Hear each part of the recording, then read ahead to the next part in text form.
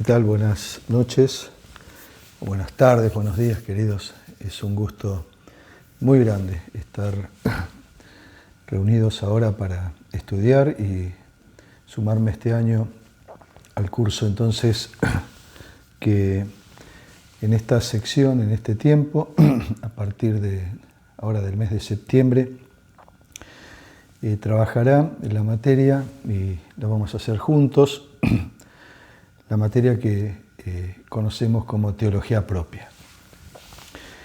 Para aquellos que tal vez no me conozcan, mi nombre es Antonio García, y me congrego en la iglesia que está en calle Joaquín B. González, 1690, en Bursaco. Van a tener que tolerarme un poco la tos y espero que no esté afectado por esta pandemia que nos está condicionando tanto, pero vamos a tratar de llevar adelante esta primer clase. Quiero decirles que estoy muy feliz de estar con ustedes este año. De jovencito, en 1978, así que saquen ustedes las cuentas, yo comencé a estudiar en el Instituto Bíblico Jorge Müller, cuando este se llevaba a cabo en Villarreal.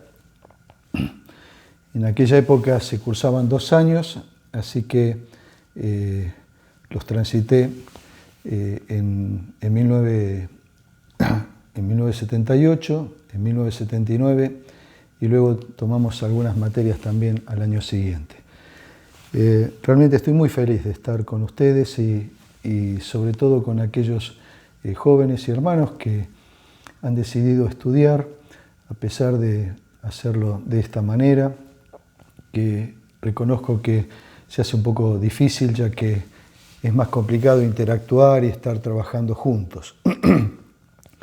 Sin embargo, vamos a llevar adelante este desafío y juntos vamos a estar recorriendo durante 5 clases esta hermosa materia que dentro de la currícula que tiene el Instituto Bíblico hemos denominado teología propia. ¿Qué es la teología propia? Es una rama de la teología que contempla el estudio de la naturaleza y las características de nuestro Dios. Cuando hablamos de Dios, me estoy refiriendo a Dios Padre, Dios Hijo y Dios Espíritu Santo, la Santa Trinidad. La teología propia se detiene a estudiar, y para eso nos vamos a nutrir mucho de la palabra de Dios, acerca de lo que Dios es. No nos vamos a detener y no vamos a dedicar estas clases a lo que Dios hace. Hay una diferencia que ustedes a lo largo de estas clases van a poder identificar.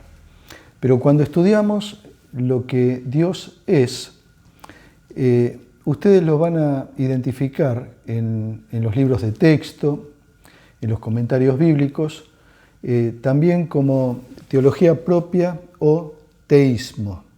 Y entonces el teísmo se detiene en la persona de Dios.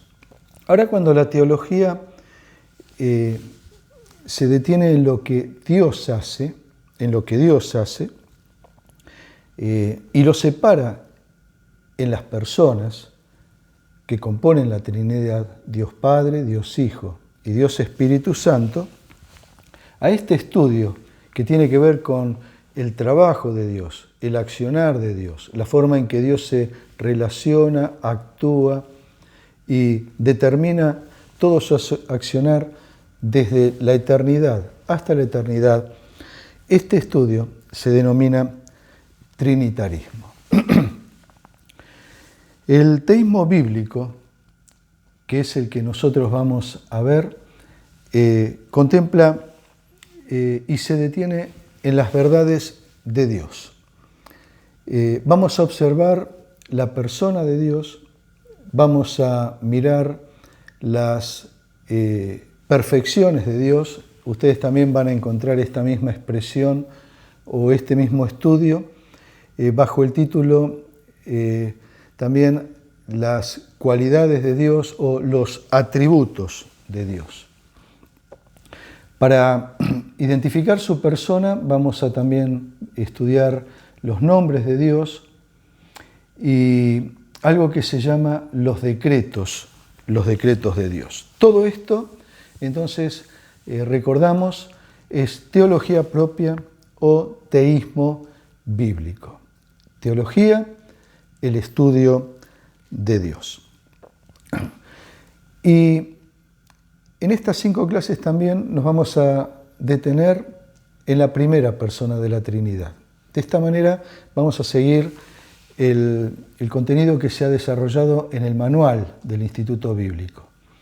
Y dentro de las personas de Dios nos vamos a detener solamente en la persona del Padre.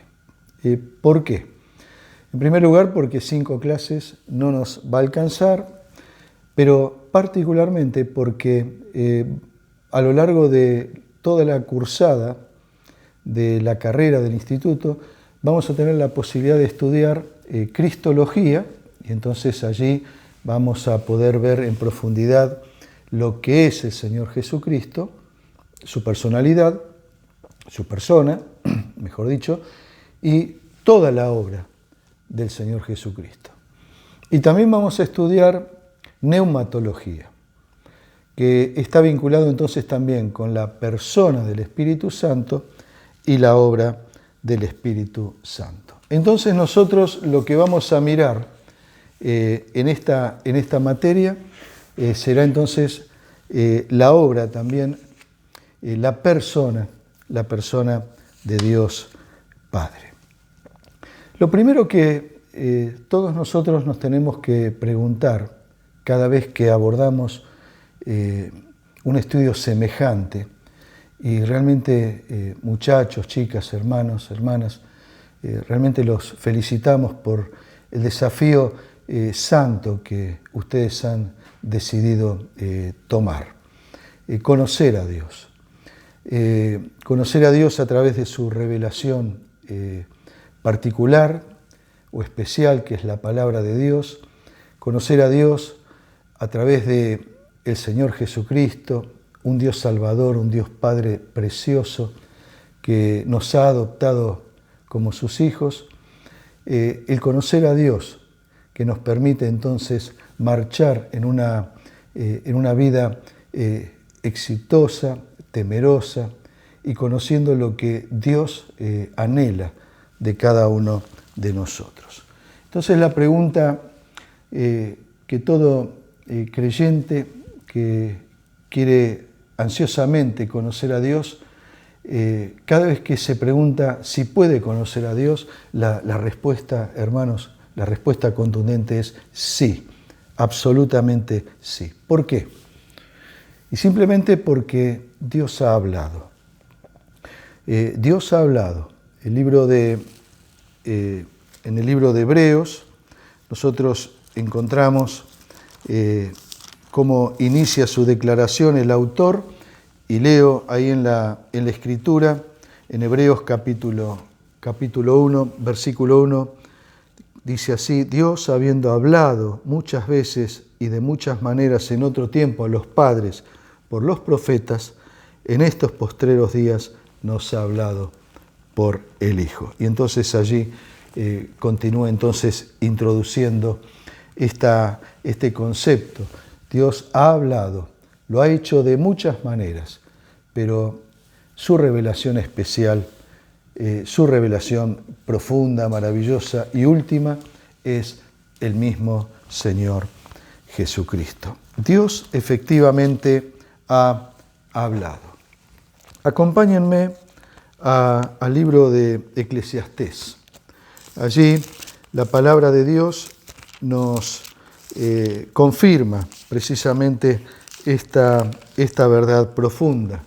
En Eclesiastés, en el capítulo 3, dice en la Escritura, a partir del verso 10, habla el sabio y dice estas palabras: yo he visto el trabajo que Dios ha dado a los hijos de los hombres para que se ocupen en él. Todo lo hizo hermoso en su tiempo y ha puesto eternidad en el corazón de ellos sin que alcance el hombre a entender la obra que ha hecho Dios desde el principio hasta el fin. Dios ha puesto eternidad en el hombre. ¿Para qué lo ha hecho? Para que el hombre pueda conocer, el hombre eterno pueda conocer a Dios. Uno de los principios entonces que encontramos en la palabra de Dios es precisamente este, que Dios ha hablado. Y es Dios en persona el que se ha comunicado con nosotros. Lo ha hecho de una manera contundente. Lo ha hecho de una manera que cada uno de nosotros nos deja realmente, sin duda alguna, dejándonos conscientes que Dios se ha revelado. Y como es el Dios que se ha revelado a través de las Escrituras, a través de los profetas, a través de los varones de Dios, este Dios que también se manifiesta por la creación, como vamos a mirar, es Dios mismo que se revela. Y como Él se está dando a conocer, Él no presenta argumentos de su propia existencia. Él simplemente habla. Y es necesario que para que entendamos que Dios habla y que Dios se comunica con nosotros, y como Dios no hace una defensa propia, no hace una defensa de sí mismo, pretendiendo entonces explicar y convencernos de que Él existe, sino que simplemente Él se revela y nosotros, los hombres, podemos llegarle a conocer, pero para ello debemos acercarnos por medio de la fe. Él habla, Él no argumenta de sí mismo que existe, sino que simplemente se manifiesta, se presenta al hombre, y al Dios invisible debemos y podemos conocerlo a través de la fe. Dice allí en Hebreos, en el capítulo 11, versículo 6, sin fe es imposible agradar a Dios, porque es necesario, y enfatizamos esta parte, que el que se acerca a Dios crea que le hay y que es galardonador de los que le buscan. Es necesario que el que se acerca a Dios crea que le hay. Aceptamos entonces por la fe la verdad de Dios. Y para nuestra fe, y porque nuestra fe está fundado en la creencia que nuestro Dios es vivo y es galardonador de aquellos que le aman. Pero nuestra fe no es ciega. Esta fe que nosotros depositamos en este Dios está basada en su palabra, está basada en la evidencia interna que ustedes estudian en bibliología, en la historia. La historia también ratifica, por medio de los acontecimientos realizados y sucedidos, la existencia de un Dios magnífico que interviene en la historia y en el devenir de los hombres. En el cumplimiento de su palabra, el Señor anticipó cosas que han sucedido. Hoy nos podemos dar vuelta, mirar la historia y vemos que la palabra de Dios anticipaba las cosas que hoy vemos cumplidas. Y también lo vemos por la naturaleza. Los cielos cuentan la gloria de Dios. Esto significa que Dios también se da a conocer entonces por la creación, y el hombre puede conocer a Dios por las cosas creadas. Dice allí en el Salmo 19, En el versículo 1, los cielos cuentan la gloria de Dios y el firmamento anuncia la obra de sus manos. Un día emite palabra a otro día y una noche a otra noche declara sabiduría. Los cielos cuentan la gloria de Dios. Vamos a buscar también allí en Romanos. Nosotros en Romanos en el capítulo 1, en el verso 19, también vemos que Dios se revela a través de la creación. En el verso 19 leemos: porque lo que de Dios se conoce les es manifiesto. Está hablando del hombre que no tiene excusa, porque dice la Escritura, Dios se lo manifestó, porque las cosas invisibles de Él, su eterno poder y deidad, dice, se hacen claramente visibles desde la creación del mundo, siendo entendidas por medio de las cosas hechas, de modo que no tienen excusa. El apóstol Pablo también está dando un mensaje realmente maravilloso allí en una sinagoga, junto con Bernabé, y en la ciudad de Iconio, en el verso 15, él está predicando y dice: varones, ¿por qué hacéis esto? Y entonces continúa diciendo: nosotros también somos hombres semejantes a vosotros, que os anunciamos que de estas vanidades os convertáis al Dios vivo. Y enfatizamos lo que leo a continuación: que hizo el cielo y la tierra, el mar y todo lo que en ellos hay, creación visible. En las edades pasadas Él ha dejado a todas las gentes andar en sus propios caminos. Aquí hablamos del cumplimiento de la historia.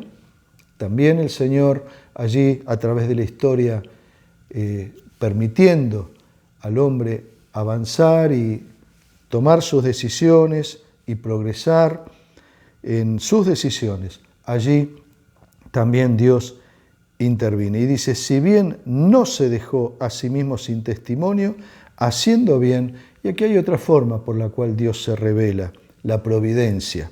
Dice la Escritura: dándonos lluvias del cielo y tiempos fructíferos, llenando de sustento y alegría nuestros corazones. En este breve pasaje donde el apóstol Pablo está predicando, en este espacio que yo les comentaba, había transitado por Iconio y esta predicación luego la lleva adelante allí en Listra.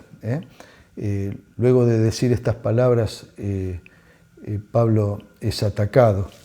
Pero lo que hemos leído nos concentra en estas verdades. Número uno, Dios es el creador, por lo tanto se revela a través de la creación. Número dos, Dios también se revela por la historia, y entonces los hombres pueden comprobar la mano de un Dios existente, preexistente en el devenir de la historia humana. En tercer lugar, este Dios no se ha dejado sin testimonio, sino que aún siendo invisible nos sustenta al hombre a través de su providencia, de su cuidado, y lo hace tanto al hombre pecador, alejado de Dios, como también a cada uno de nosotros, sus hijos. Creación, historia y providencia. La teología propia, entonces, nos confronta con y nos guía a detenernos en la naturaleza de Dios. Es necesario que nosotros podamos entender cuál es la naturaleza de Dios. La teología, el estudio de Dios y especialmente la teología propia, que es lo que estamos mirando en esta oportunidad, nos tiene que llevar a